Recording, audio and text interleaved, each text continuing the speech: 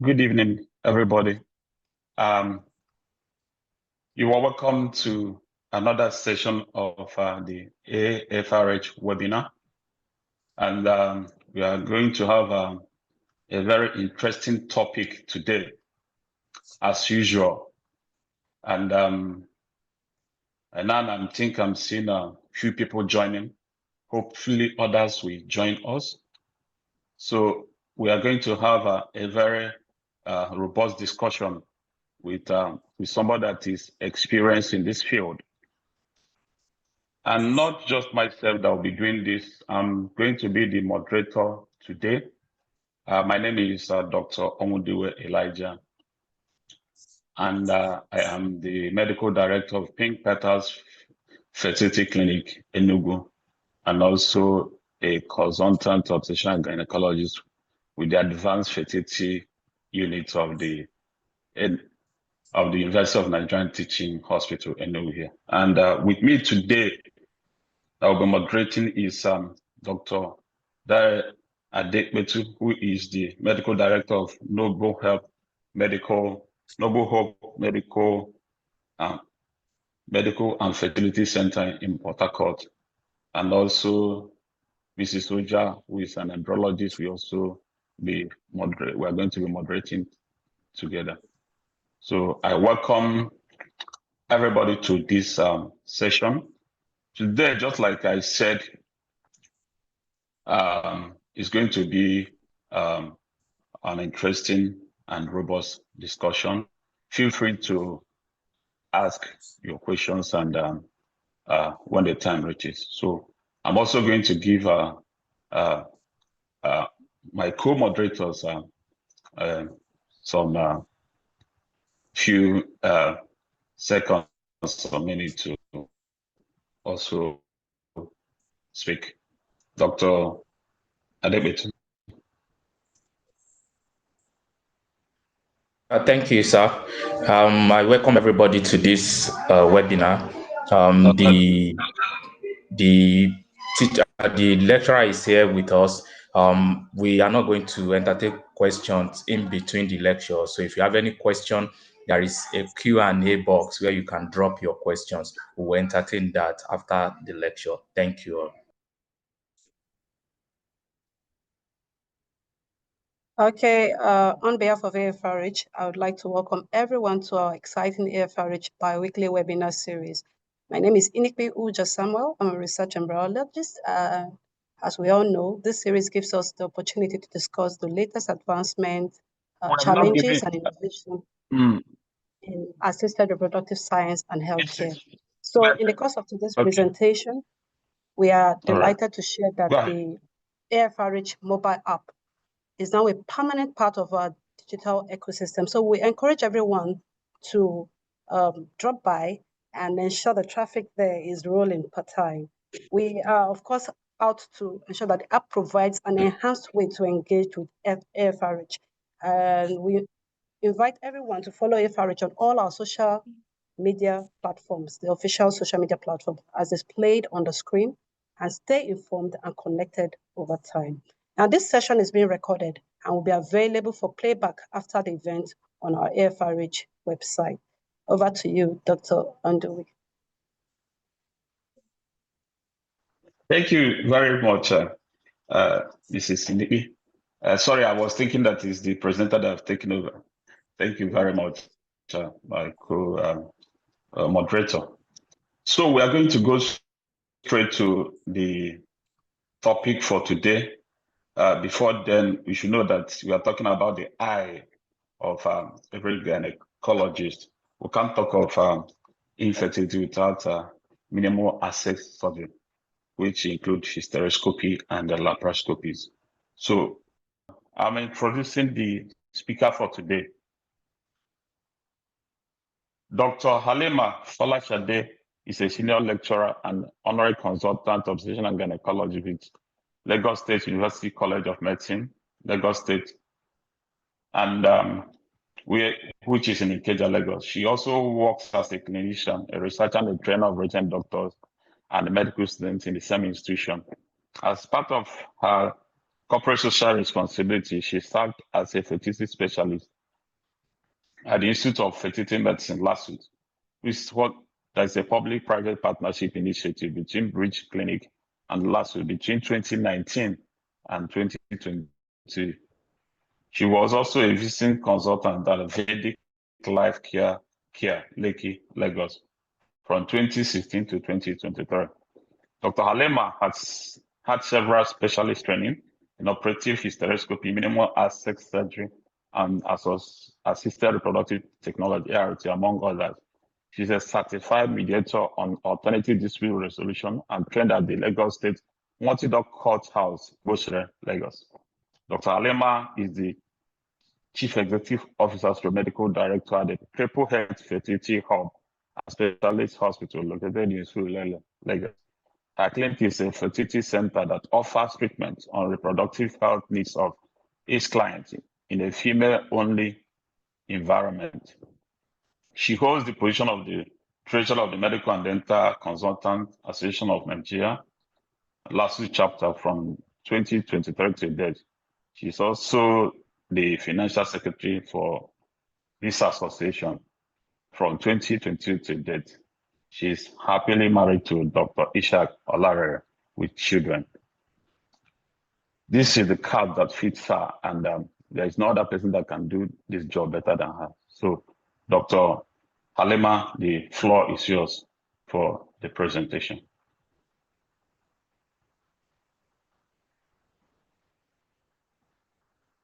Good evening, everyone. Thank you for the kind presentation, acknowledge. Thank you for your kind words. And thank you to AFRH for the privilege.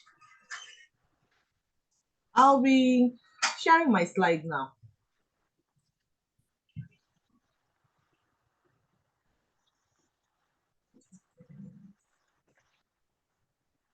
Can you see me, please?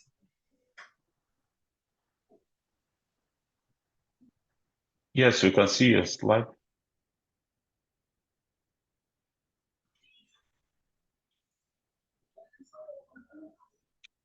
Good. Thank you. So I'll be presenting benefits of minimally invasive surgery in assisted reproductive technique, basically the hysteroscopy and the laparoscopy, using the following outline. What's the basis for these presentations? We are gynecologists, we are fertility physicians. The essence of it is infertility. So infertility is a major global health concern affecting 10 to 30% of couples in Nigeria. And the causes of infertility varies from the male factors, female factors, and both partners, both couple factor, and to unknown, being 30% male, 30% female, 30% both, and 10% will be idiopathic. So some patients, after being evaluated, being end up having assisted reproductive technology as the last recourse or the last hope for after struggling with conceptions. So success in ART depends on the normal functions of the tubes, fallopian tubes, uterus, and the ovaries. And there have been structural and some functional abnormalities that can impair the success of the assisted reproductive technique, which solution has been sought with minimally invasive surgery. So minimally invasive surgery plays a key role in improving the reproductive outcomes, especially with the fertility, assisted reproductive fertility, which in vitro fertilizations techniques. So while hysteroscopy implies that the examinations and the treatment of the uterine cavity, where the image is visualizing what's happening inside the uterine cavity, laparoscopy means that the treatment of the pelvic organs, that's having access through the abdomen. Minimally invasive surgery involves performing surgical procedures through small incisions using specialized endoscopic instruments and a camera for direct visualizations of the reproductive organs and to get the accurate diagnosis. It offers a lot of advantages over the open surgery, being the less shorter hospital stay and faster recovery for patients, minimal tissue handling, and lesser bleeding. But the topmost that preserves the fertility and it enhances the success of the assisted reproductive technique, which is the reason why we are all here. Aside that, it enhances precision and minimize the tissue damage and overall patient outcome. In modern reproductive medicine, it is preferred due to the safety, the efficiency, and the faster recovery. The image on my right side is showing the laparoscopy. This is the picture of a woman that has those minimal incisions and the instrument attached to it to be able to assess what's going on in the abdominal cavity. While the image below is that of a hysteroscopy, showing that this instrument, you can see my cursor in the hysteroscope, is inserted through the vagina of the woman for you to be able to visualize the uterine cavity. So let me now come down to differentiating. Minimal invasive surgery is both hysteroscopy and laparoscopy. So let me go down to hysteroscopy. So what is hysteroscopy? That means the direct visualization of inside the uterine cavity by inserting that thin telescope through the vagina and the cervix into the uterine cavity. So we have diagnostic one and the operative one. Diagnostic meaning that we just want to examine the uterine cavity to check for any abnormality. We don't know what is happening there. While the operative means that, oh, we already detected the abnormality from the diagnostic, so now we wanted to go and actually treat or remove those abnormalities that were detected. Okay. So, what are the common indications for hysteroscopy? What are the likely abnormalities? Excuse me. What are the likely abnormalities that is detected with hysteroscopy? In some patients that are desirous, some of them may have what we call endometrial polyp or endometrial, something growing up inside the endometrial cavity. Okay, you could see this video shows the hysteroscopy. I could see, is video playing? Yeah, it's playing. It's an hysteroscopy of a patient that is desirous, and because of it's a diagnostic hysteroscopy. However, while they do the procedure, you realize that you could see this is the uterine cavity. You could see a bulge on around 11 o'clock.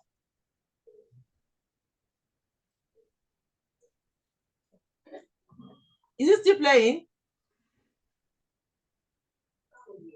Yes, it's still playing. So you can see that bulge that looks like a ball inside this cavity is a uterine fibroid. Okay, so this uterine fibroid that was detected in the course of doing the diagnostic hysteroscopy for this patient. Okay, so uterine fibroid has been shown to be one of the causes of uterine factor for infertility in a woman. When we say that uterine factor, if the patient has a open tube, patent fallopian tube, the male factor is superb, the sperm is okay, the tube is open, and the fertilization occurs after sexual intercourse. And the fertilized embryo can and implant on the uterine fibroid that we are seeing here. So there's likelihood of pregnancy, either not implanting, or even pregnancy may take place, but because of continuity of the pregnancy, miscarriage may take place. Okay, so hysteroscopy helps for us to be able to detect that. Hysteroscopy helps us to be able to detect that something is there, and subsequently she had the mammectomy done to sort it out. Okay, then another importance of hysteroscopy and the common indications and what it helps us to be able to see is some patients has what we call uterine septum. That is, there's a growth that divides the uterine cavity. As such, the patient may present with either recurrent implantation or recurrent miscarriage, where the uterus and the pregnancy happens. As it is growing, the space of that septum, the septum divided the uterus into two cavities. So probably the pregnancy is growing in the smaller cavity. So as it's beginning to develop, it cannot contain what the growing fetus again, and as such, miscarriage happens. So in such a kind of a patient, hysteroscopy can help to detect, oh, this is the reason for the miscarriage that the patient that it was a uterine septum. And also, aside that, the something we call uterine adhesions, which can happen to in the cases of previous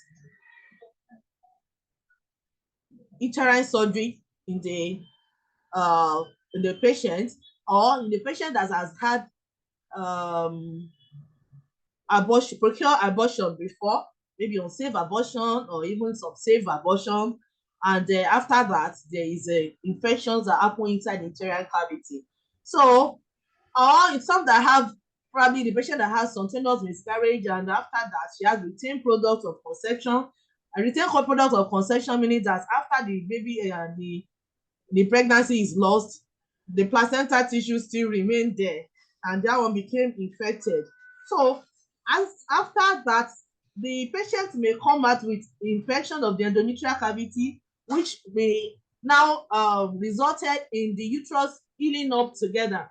So in that kind of situation, the patient may have adhesions. That means the wound healing up together. Instead of it to be like a pocket, like a bowl, it's the upper anterior part and the posterior part are there together.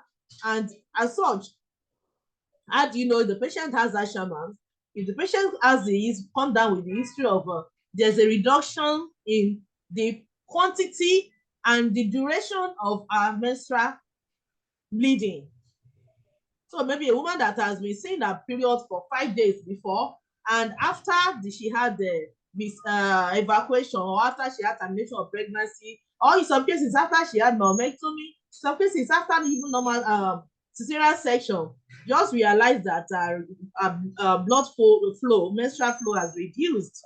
As such, she's probably, instead of having 5 days of bleeding for her menstrual cycle, she's now having a day or 2 days, or she's even had, apart from the duration, the quantity is reduced, and instead of the using 3 or 4 pads or per day in her usual way, she started using the panty liner that is just a dot on it.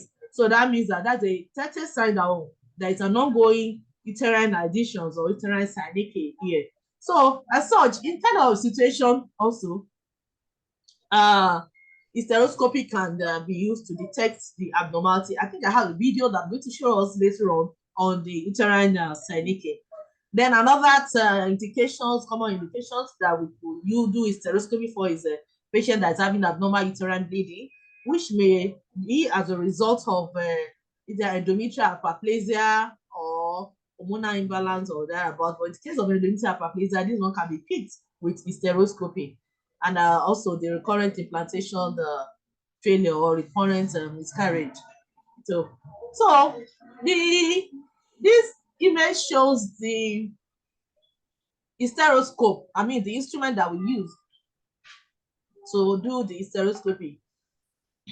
It has a telescope, okay, and that's the what is inserted into the uterine cavity. It has a camera head, camera head, and which is used to view, and it has a monitor that it's attached to where the image will be from the camera is going to be seen on the monitor.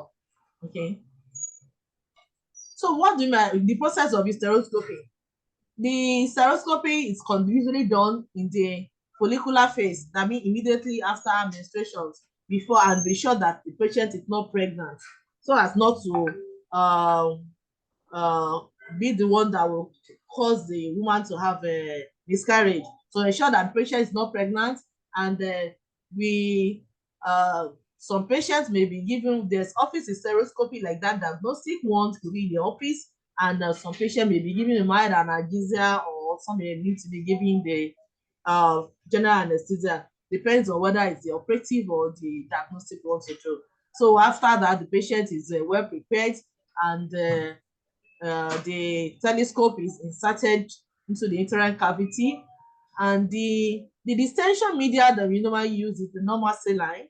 In some cases, they can use CO2 gas, but if it's the operative one, we usually use glycine isotonic solutions to improve the visibility for us to be able to see.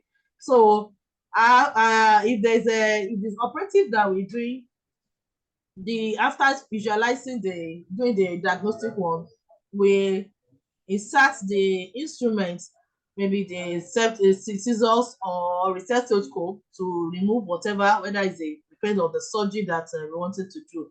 So the procedure is done under direct visualization for accuracy and the safety of the patient. So okay, and the patient is monitored briefly, and most of the time discharged home the same day with the pain relief, and it's easier for the patient to resume to abnormal activity within 24 to 48 hours after the procedure. Okay, so this is another hysteroscopy of a patient that had uterine leakage. This one, you could see there's the tunneling. The uterine cavity is small, and it is taller, it is narrow, and the old upper cavity, the old upper part of the uterine cavity is obscured from the adhesions. Okay.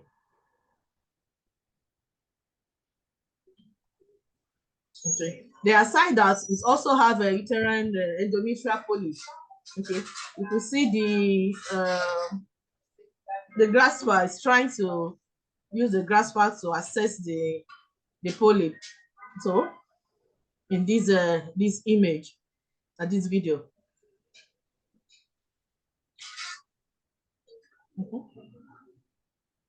So, like I said earlier, what are the benefits of this hysteroscopy? Now to go there, it improves the fertility outcome, and study that shows that the patient that has a polyp, during the hysteroscopy to remove the polyp, has been shown to improve the pregnancy rate from 23 to 30% to 50 to 65% of patients that had the polypectomy done.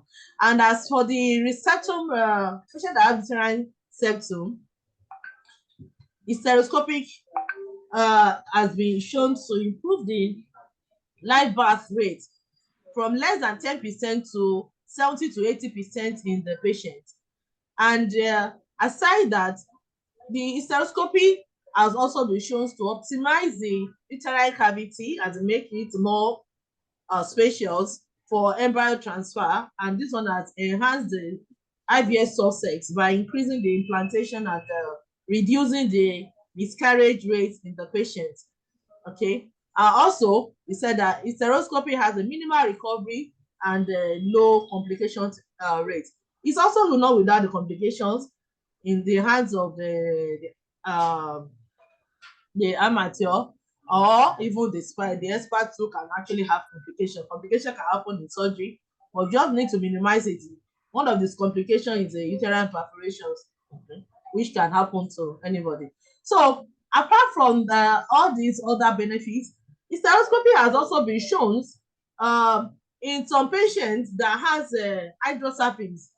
So this video is showing that the patient has hydrosalpinx, and when they did hysteroscopy, you could see the tuber ostium, the fluid that is in the hydrosalpinx that could be embryotoxic, that would come and impair the success of the IVF coming out after when they did the hysteroscopy for the patient.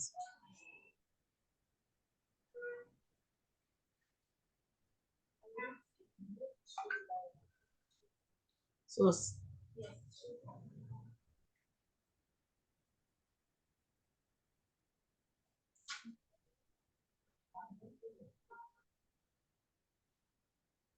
okay, this is okay.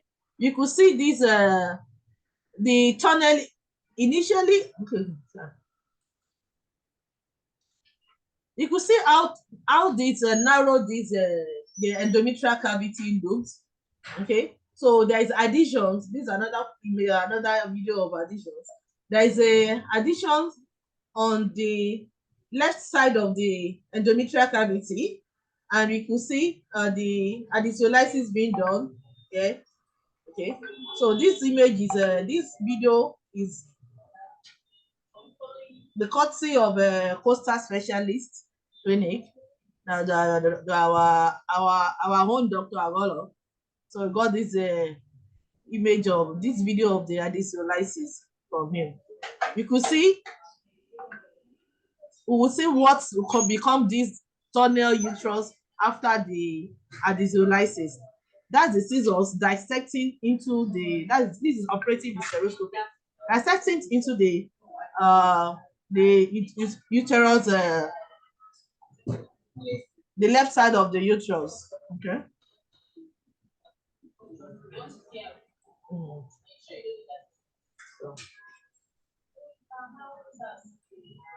Okay.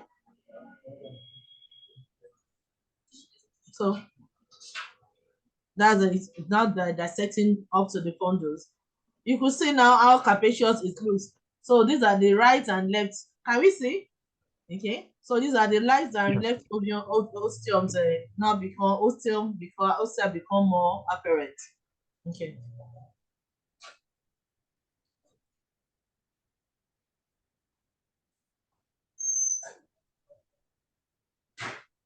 Okay, sorry. So this is the another image, another video that is showing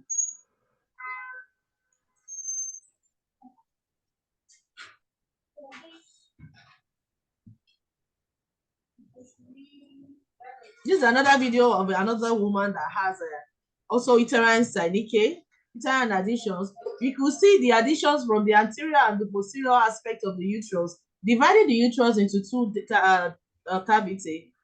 Okay.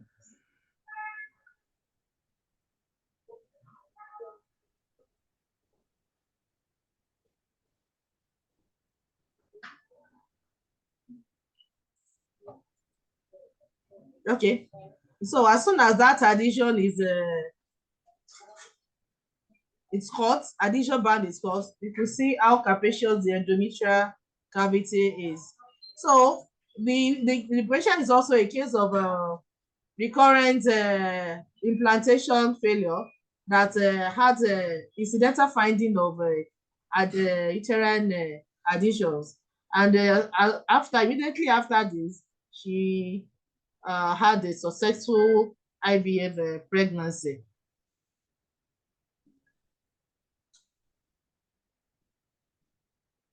So, like I said, hysteroscopy has enhanced them. It helps in the patient that has uterine polyp, It has shown to increase pregnancy rate in patients with after polypectomy from 25 to 50 to 60%. It helps to increase its live birth rate in uterine septum. It helps conception rate in patients with Asherman's that had hysteroscopic adisolysis from the up to 40 to 60%. It enhances IVF success and it has its benefits, its enormous in the assisted reproductive technique. Then for laparoscopy, like I said, it's also another form of minimally invasive surgical technique. These ones allow visualizations of the pelvic and abdominal organs using the laparoscope. Okay, the image on the side shows the man holding the laparoscope on the right hand and the light source on the left hand to be able to visualize the structures. These are the abdominal structures, abdominal and the pelvic structures. Okay, so what are the indications for it?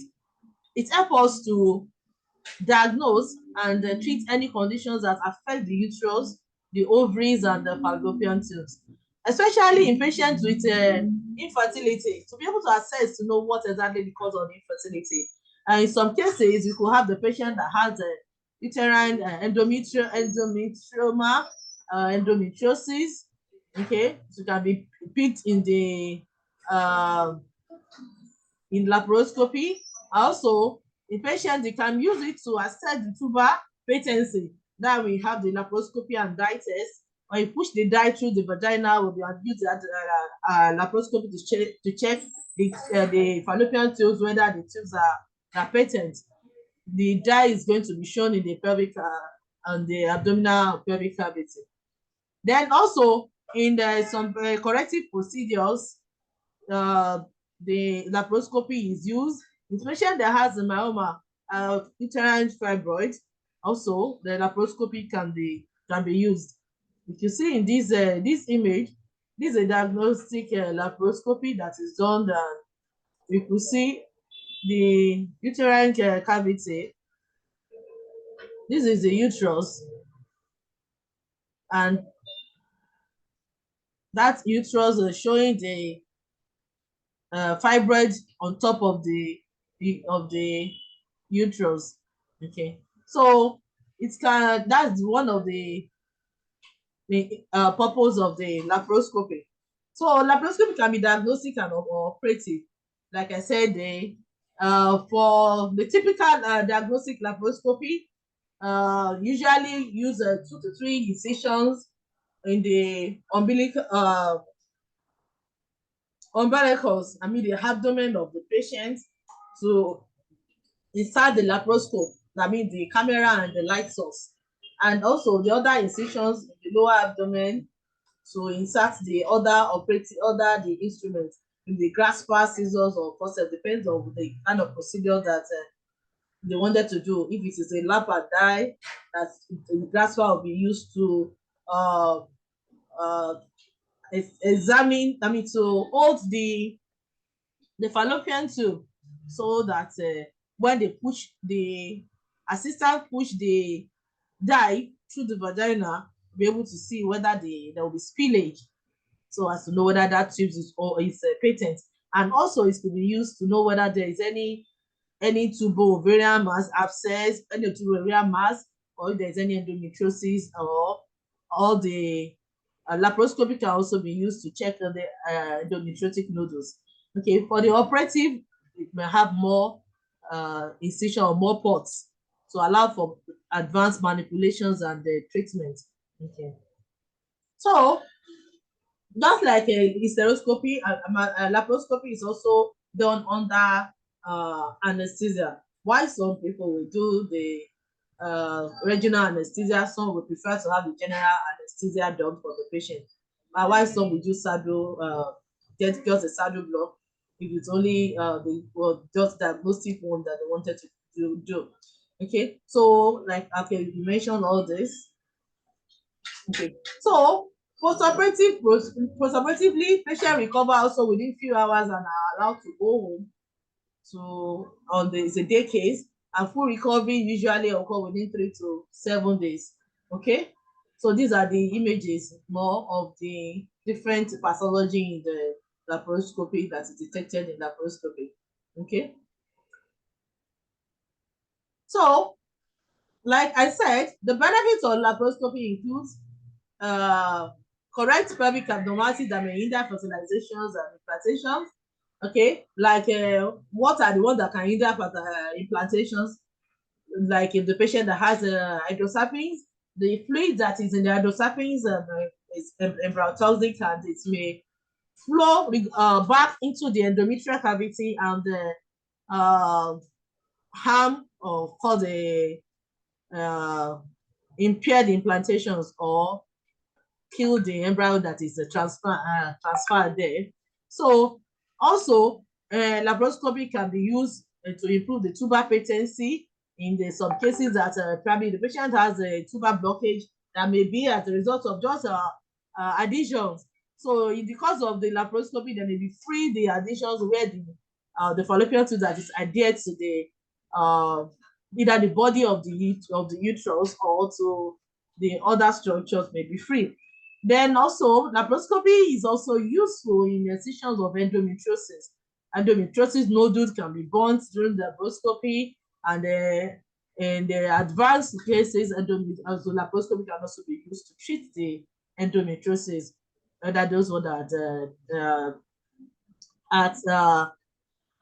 found in other sites, and you know that endometriosis behave like a cancer, but it is a benign condition, but could be a nightmare for surgeons or the patients. So it could be found in the distant places, and most especially in the ovary, in the fallopian tube, where the patch of Douglas, in the rectum, in some cases, in some human beings, could be found in the bladder, and they're going to be having a cyclical bleeding of the cyclical passage of the urine that contain blood when they are menstruating.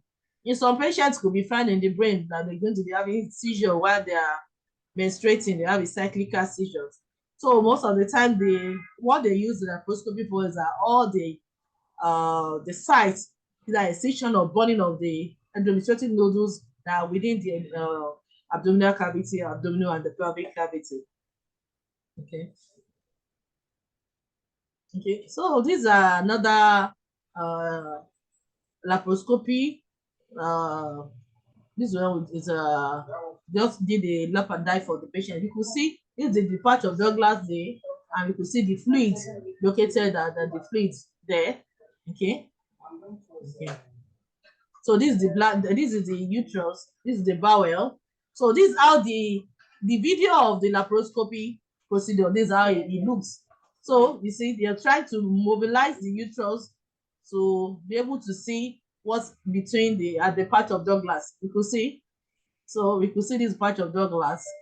We try to check whether there is any endometriotic nodules, any parts of it. Okay.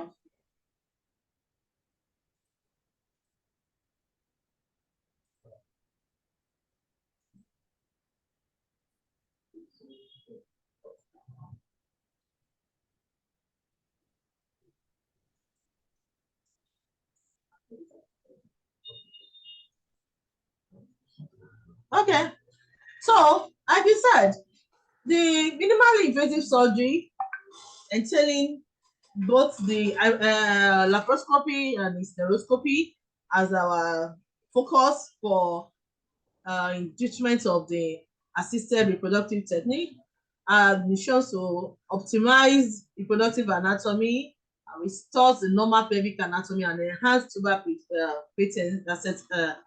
patency.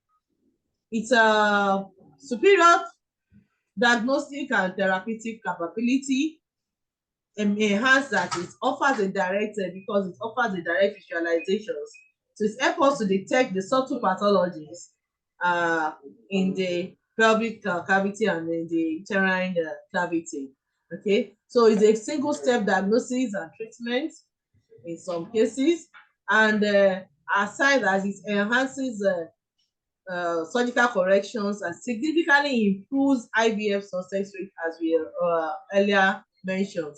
So minimization of the tissue and tissue trauma, and faster recovery and early return to be able to proceed with the ART for the patient. So it's cost effective and it is efficient, though the equipment is very expensive to set up. Okay, so the lower complications and the reduced risk of infections, hemorrhage, and postoperative adhesions compared to open surgery, and the lower anesthesia exposures. So psychological and aesthetic benefits is that a smaller scar and faster recovery. So it enhances body image in patients that will be worried about having the big scar from the open surgery, and it also improves the emotional well-being of the patient. Okay, so overall, there's a positive experience and improves treatment adherence and satisfaction in the patients that do laparoscopy and hysteroscopy.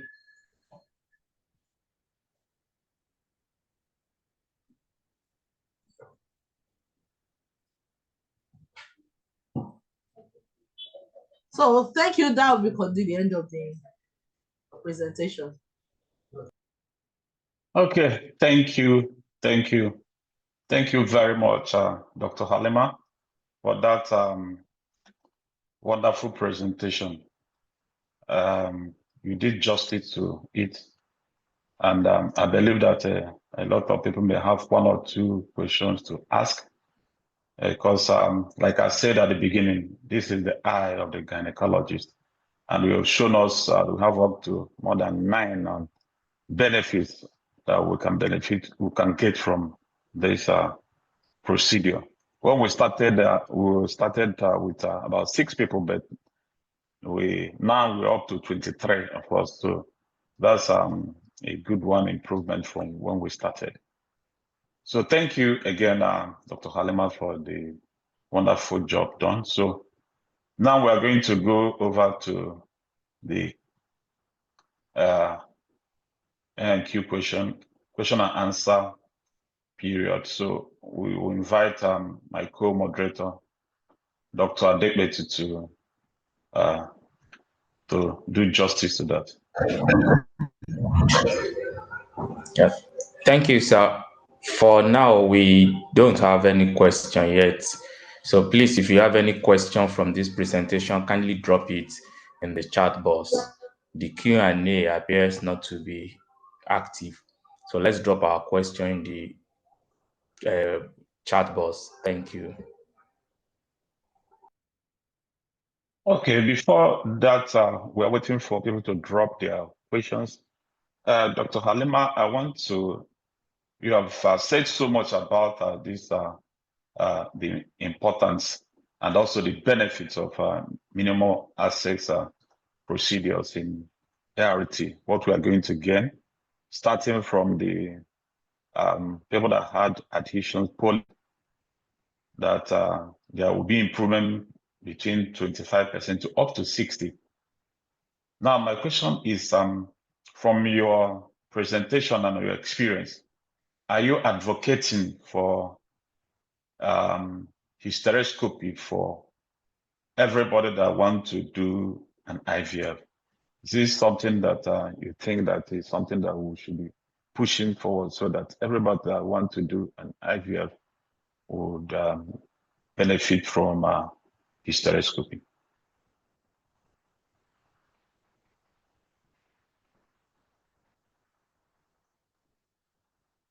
Dr. Haleema, can you hear me?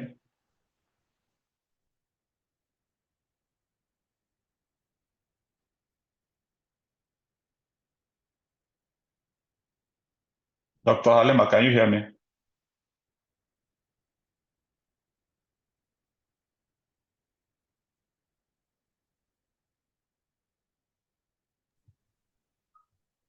Hello, can you hear me?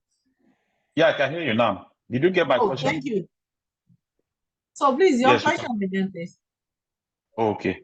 I was asking, you have listed the benefits of this minimal access surgeries and procedures in IVF, and we had a lot of we have a lot of benefit from that. So I'm asking, from your experience and from your presentation, is this something that you'll be advocating for everybody that will come for an IVF to go through hysteroscopy, diagnostic hysteroscopy? Because sometimes they do everything, do a scan, and may not be able to pick those polyps. And you said there's an improvement from between 25 to up to 60%. So is this something that you want to advocate for everybody that wants to do an IVF? Thank you for that beautiful question. It's thought-provoking. Initially, there are studies that show that it is not important for all the patients that want to do IVF, especially in this our environment, that they consider the cost of IVF and now ask them to do all of them, everybody to do hysteroscopy. But the another study just came up that hysteroscopy, that is the Nigeria base, that shows that in a center, that out of 106 women that undergo hysteroscopy at that specialty hospital before IVF, all of them, all the patients that do IVF that undergo, they have 38%. 38.8% of them had achieved pregnancy after compared to those that did not do hysteroscopy before the IVF. So those that cannot do hysteroscopy also, sono HSD also could pin. Some that have, maybe they have a uterine polyp or thereabouts, which may be like a step before we'll now say, oh, we'll be able to sort them out that, oh, with this sono HSD or with sono saline infusion sonography, or please, we saw something here. Some people do this kind of, there's something in this uterine cavity, please do hysteroscopy and get it out before. Before the consensus that all the patients that have recurrent IVF failure should ensure that they do hysteroscopy before IVF. But if this facility is available, it is important for everybody that wants to do, since it has its own impact, it's added to the success of IVF. It is encouraged that everybody should get it done before they do the IVF. Thank you very much. And also for follow-up, of course, that's what we also do in our center for people that had failed IVF, even if it's just once, and there's no cost to that, whether unknown cause of implantation failure, or that there's no evidence that it is the embryo that caused the implantation failure. We do diagnostic hysteroscopy for most of our clients, and in that case, in up to 20% of the cases, you pick things that was not picked during routine scans. So I don't know if it's something that you want to throw more light on that. People that had IVF failure without any cause, do you think, for me, I will also advocate for hysteroscopy? Is this something that want to push forward? No, I will advocate for hysteroscopy with a patient that has IVF failure. Some people, we've had the routine hysteroscopy before, and we got the patient that has the bone from previous miscarriage, termination of pregnancy. Yes. So, and immediately we remove the bone. We're waiting for our next cycle to start the IVF. She came with spontaneous pregnancy. So no. I think I've had a lot of patients that we are waiting for IVF, and we do the hysteroscopy, and the next thing is the pregnancy. So it's something that if it is feasible, it's something that we advise the advocacy that, okay, why not give it a try? At least even with the study of the Etuko et al. In 2022 systematic review showed that women without pathology, that they just do routine hysteroscopy, okay, they have a live birth rate increased by 22%, and clinical pregnancy rate increased by 27%. Okay, So it's something that if it is it's affordable, it's something that's added to the success of the pregnancy of the IVF. So I encourage the patient to get it sorted before they do the IVF. Okay. So, Doctor, do we have questions from the? Yes. Not yet, sir. There is no question yet. Okay. Do you have anything for Dr. Haleema? Yes, I actually want to raise an issue. Maybe I should just say expert opinion now. During hysteroscopic evaluation of a patient in my center here, I discovered that there are some polyps in the uterine cavity. So after seeing that, I actually the hysteroscopic scissors was not available. So I decided to do MVA for this patient, and then I repeated the hysteroscopy again, and the uterine environment was very clean, polyp out. So I don't know whether this is something that we can talk about in places where all these high equipment are not available, or where the expertise in the use of hysteroscopic scissors is not available. Can we say, okay, maybe you can do something like that? It was just something I thought of. Then I realized I helped the patients. Thank you. Okay. Thank you very much. Expert opinion. Dr. Haleema, do you have any contribution to that? Well, the issue about that is the fear of overcuratage of the endometrium. So it's still that still boils down to this blind blind uterine currents that we're doing before, and those are the things that bring us down to patients coming down with uterine synechia. So gentle currents can be done if you know that we won't go and give the patient Ashaman afterwards. But if you have the opportunity to see and cut, I think that will be the best. But in the place where there is none, I think we should be gentle so that we wanted to help. So at the end of the day, we're not going to give the patient the uterine synechia, which will now worsen that condition more than the polyp that she eventually has. Sorry if I can come in, sir. Sorry, ma'am. I didn't say curettage. MVA. We know that manual vacuum aspiration have a very high safety margin when it comes to intrauterine synechia. So that was what was used, not curette. Yeah, Dr. Adequate, I understand you very well. Like I said, in the hands of experts, yeah, I know you'll be gentle. Some people can use this same Ashama, this same MBA kit. They can overcorrect with it. With this our same kit. So the bottom line is that I agree with you that you can use it in the hand of the expert. So it's something that even if you don't have that thing, when you do it, the thing becomes clear and things you'll be able to take the sample as specimen sample.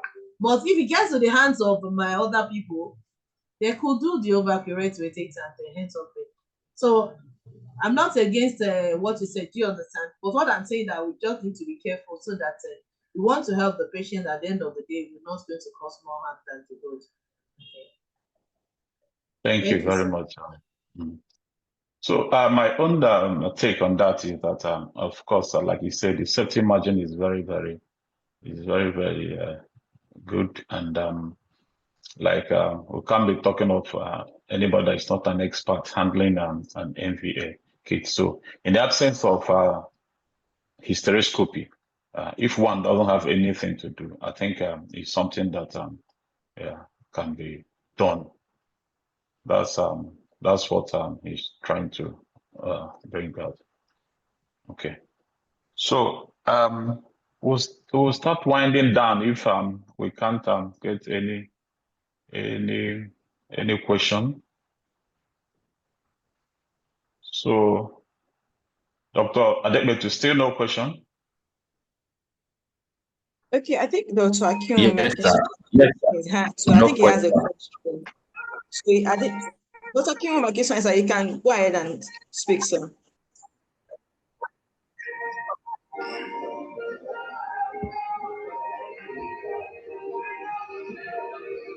Dr. Akim, sir, I saw you raising your hand earlier on. You can speak now, sir.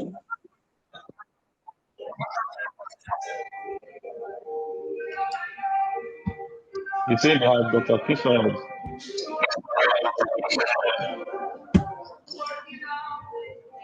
I saw him raising his hand a while ago. I thought you wanted to say something.